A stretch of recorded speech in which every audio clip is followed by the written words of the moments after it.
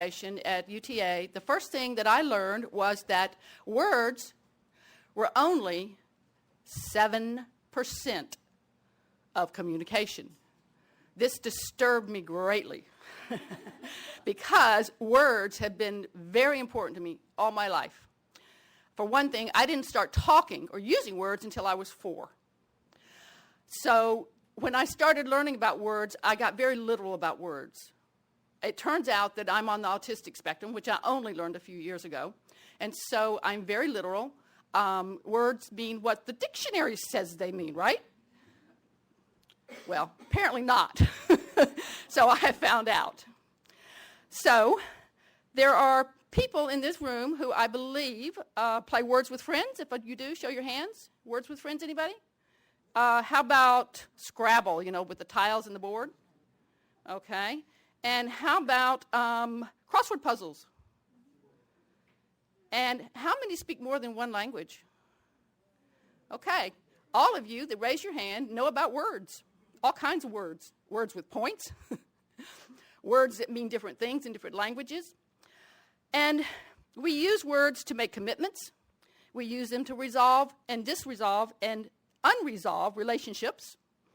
Words have started wars. When I was a teenager, my mother told me that my words cut deeper than a knife. And I told her that I had learned from the master. I can be kind of brutal sometimes. Anyway, kind of violent, actually. All of us don't realize how much our words can actually be violent. And I'm here to talk to you about nonviolent words, how to communicate without violence. Marshall Rosenberg discovered or created this process called nonviolent communication. Marshall grew up in Detroit during the riots in the 1960s, and he felt there was a better way all of his life. And he went on to get a degree in some kind of psychology, and he created this process, and he's traveled the world teaching nonviolent communication to all kinds of conflicted people. His book is called Nonviolent Communication, and he calls it a language of life. And according to Marshall, NVC is a process for supporting partnerships, resolving conflict within people, in relationships, and in society. He believed that every human being on the planet has the same needs, that we all have universal needs. Now, these needs are sometimes met, sometimes they're not. And Marshall believed that it's when our needs are not met that we tend to go down that path of having a quagmire of feelings and becoming judgmental and get overwhelmed with our misconceptions and our misunderstandings, which also can result in escalation and intensity, causing hurt feelings and anger. And his belief is that if we can just figure out what it is that's really bothering us and can describe it without judgment, look at it in a concrete way in terms of what do you see, what do you hear, and express that what you see and what you hear, how it makes you feel. Then you can find out what it is that you need, and you can make a request. That's basically all nonviolent communication is. It's 4 components and 2 of learning how to observe without judgment, how to express what you feel, express what you need, and make a request. There's this funny caveat, though, in NVC requesting. A request is not a request unless the answer can be no. Yeah. If the answer can't be no, it is not a request. Now, usually, if you get a no, this is where the conversation really starts to get going. This is where you can start negotiating and thinking, okay, if your request is, will you do this? And they say, no. Then you go, well, what would you be willing to do? Where can we reach a compromise?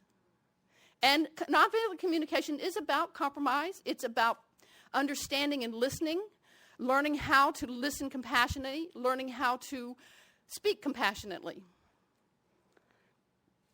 For me, what nonviolent communication does is it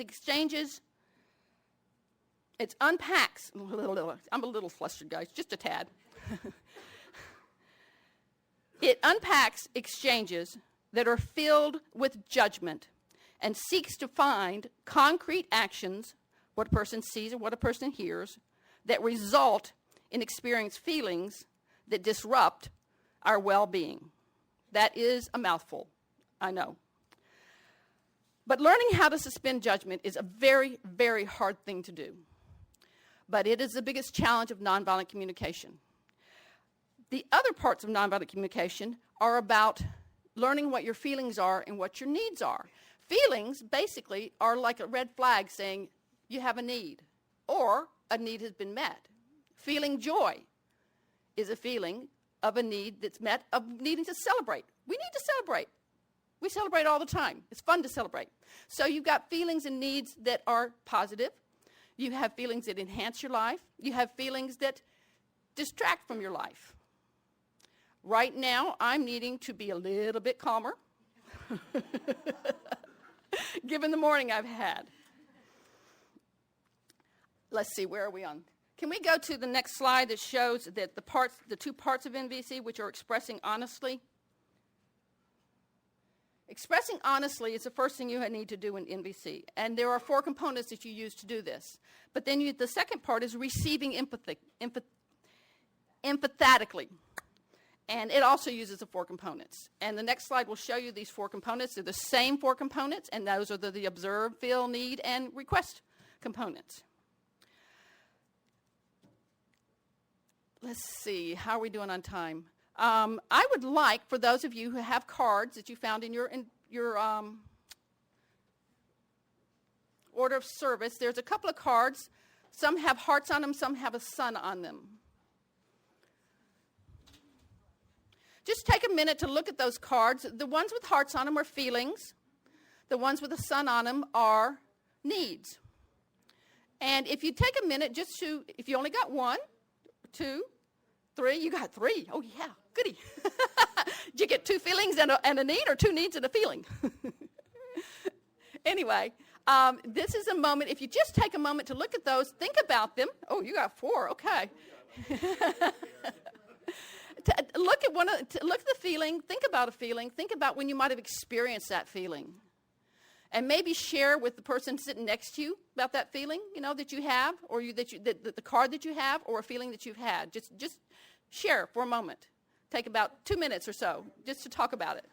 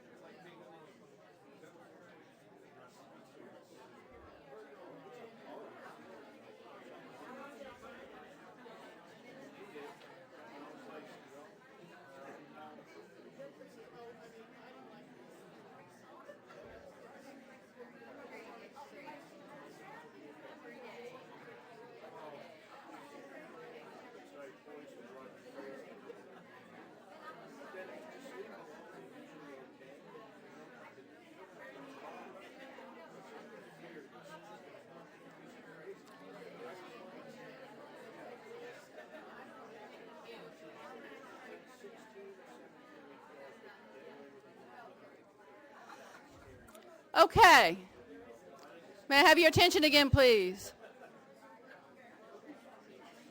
How are you feeling? What do you need? Did you get any new perspective about what a feeling is or what a need is? Do you have a minute to enjoy a moment or remember a time when you had a good feeling, or when you had a not so good feeling, when you were sad, or when you were happy, or when you were frustrated? Did you think about what a need is? Are you aware of having these needs? Did you see any needs that you don't have that you might want to be met? Anyway, the workshop that I'm going to be presenting over the next 12 weeks is going to be about how to use these tools to get more rewarding relationships, to learn how to suspend judgment, learning what the feelings are, learning what the needs are, learning how to pair them up, learning how to identify them. There are 13 chapters in the book. A couple of those titles are, for example, one of the first titles is Communication That Blocks Compassion. There is one called Expressing Anger Fully. There is a chapter on the protective use of force. And there is that chapter on requesting that which would enrich your life. This is just an idea of some of the things we'll be talking about during the workshop. I will be giving anyone who wants to be a part of the workshop a book. It will be a gift in honor of my brother Bill. There's a story behind that, which you'll hear when you receive the book and you start the conversation about nonviolent communication. You will also get a deck of cards that are full of feelings and needs. And you'll get a folder with some materials in it. After the service, we will be meeting in classroom number 2 to talk about when meeting times are good for other people. Let's see. I think I'm lost here somewhere.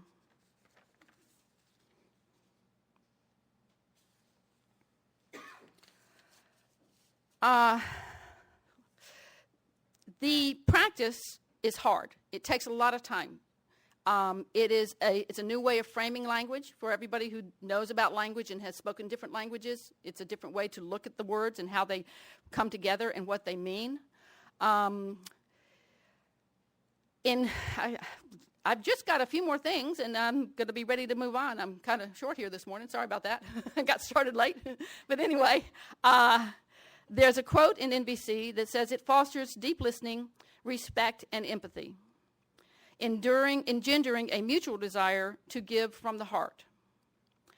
As a young girl, words were so important to me, I said to myself, and I wrote as a young girl, that it would be wonderful if words could be beautiful in any arrangement, like flowers. So, with that, I thank you, and I look forward. Yes, question? What day and at what time? Well, I want to do it in the evening. So far, I've got someone who can do it on Thursday evening. I've got people who can do it on Wednesday evening. I want to have that. I don't know. We'll figure that out. And it's summertime. People travel. And if you can't make it to all of them, you can drop in as long as you have a book and you're keeping up with us and can contribute based on what you're reading. Yes, Mary or Martha. Have you gotten all 12 people? I've got one person, maybe 2. Okay. Okay. All right. Meet me in classroom number 2. There are books on the chairs. You can go in and you just pick up a book, and when the service is over, I'll meet you in there, and we'll have a brief conversation about what works best for everybody in terms of an evening class and what time. And with that, I thank you.